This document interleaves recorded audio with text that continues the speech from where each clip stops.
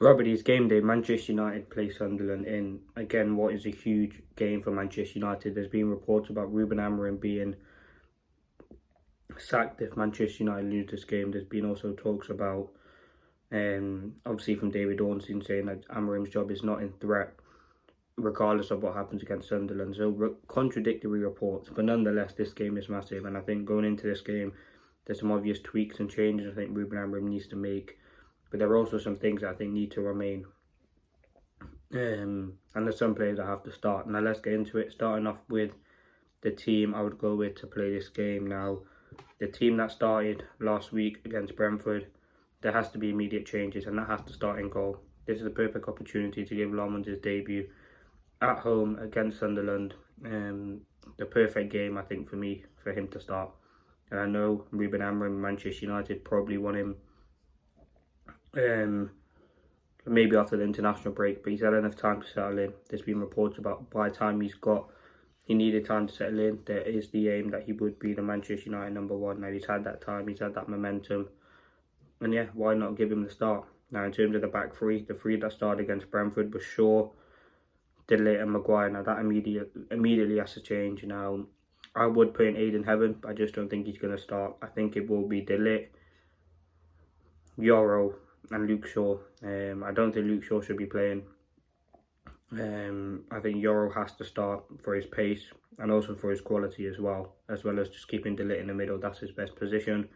Wing backs, now again you could see Dalot go to the left and go Ahmad to the right, but I think he'd keep with Dorgu on the left, and I think he'd go with Ahmad on the right. I think Ahmad's a player who, again, he's back in training, so he's someone who can go straight into the 11 at right wing back, and obviously Dorgu left wing back is obviously a position that is much needed as well for him to be there.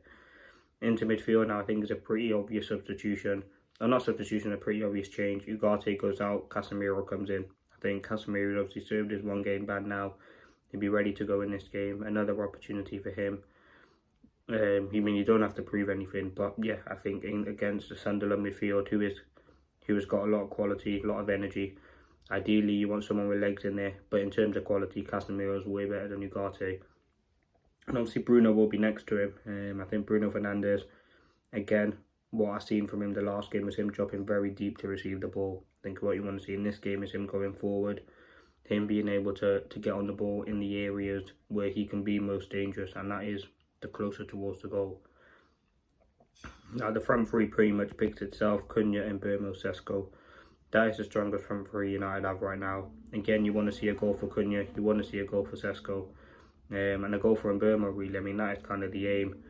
But yeah, listen, that's my team. Now, number 2, United threat. I think we did miss Ahmad against Brentford. He hasn't looked great at right wing back, but I think he still has a lot of quality and depth from that position. I think he's a very, very good player with a lot of energy, a lot of quality as well. And I think we just need to see that. I think once you get Ahmad in a vein of form, he will be fantastic. Now, obviously, playing Sunderland, his former club, there's been a lot of kind of hype. Not a lot of hype, but a lot of good words to say from the Sunderland manager. He was done very, very well at Sunderland, which we'll talk about. But yeah, I think Ahmad is key. Obviously, I think Mbeumo, I think his crosses are fantastic, and also we need to get Bruno where he's most effective in the game.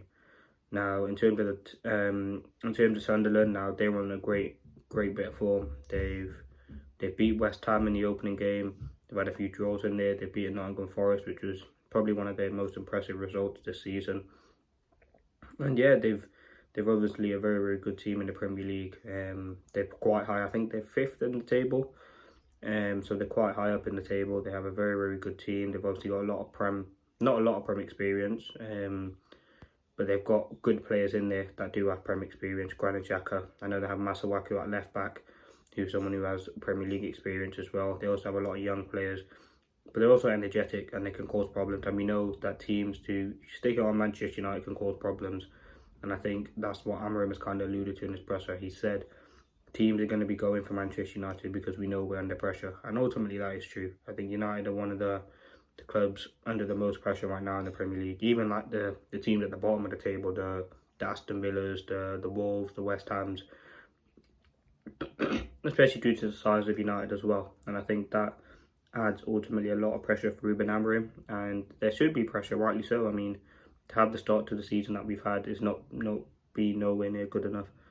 And I think there's huge problems there that need to be sorted. And I think eventually they will be amended out. But yeah, that's Sunderland. Now, number 4, the tweak that I want to see. Now, I talked about it before. I think it was post-City game. I want to see one of the front three drop deeper, preferably Cunha, because I think he can kind of pick up the ball from deep and carry it. Just make an extra man. It gives us more depth and more quality in midfield, and it also gives us an extra man, which is something that we need. And I think that's the tweak Ruben AMORIM needs to make. He talked about how he needs to get the players learning this system before he can change the system, which again, you kind of look at that and you kind of do agree with that, but still, there has to be some personnel tweaks. I'm not saying change like the whole formation, but just little tweaks that could make a huge difference. And in terms of the result, I mean, Sunderland have looked pretty good. They're definitely going to score. I mean, the defence has been pretty shaky in terms of leaking goals. 3 against Brentford. Was it 2? No, 1 against Chelsea, 3 against City, 2 against Burnley, and so on. But we have conceded a lot of goals. I'm going to back United for the win. I'm going to go for a 2-1 United win. Hopefully we get the result. But all in all, you want to see a performance. As I said, the result is massively important. But at this point, you just want to see something, a glimmer of hope, some decent performance by the players that gives us momentum, that gives us that kind of cutting edge. And I think United, we've looked very, very poor this season. We had a very poor result last week against Brentford. We absolutely dismantled us. It looked very, very disjointed. And going into this game now, you need to see that same... We need to see that ambition, which we know there is, but can only show up selectively, and we need to see the players give 100% because ultimately we need a win and we need a result. So yeah, let's see what happens. But they have been the 5 things to expect. Let me know your results. Let me know what you think will happen with Sunderland. Do you think they'll win? Do you think Manchester United will win? And yeah, what do you think the result will be? Because I think it's going to be a tricky game. I think they're a very, very good team. Especially had a good start to the Premier League season. They have momentum, they have energy. And listen, we've said it so many times, no team comes to Old Trafford favoring United anymore. And that is something that United slowly need to try and get back.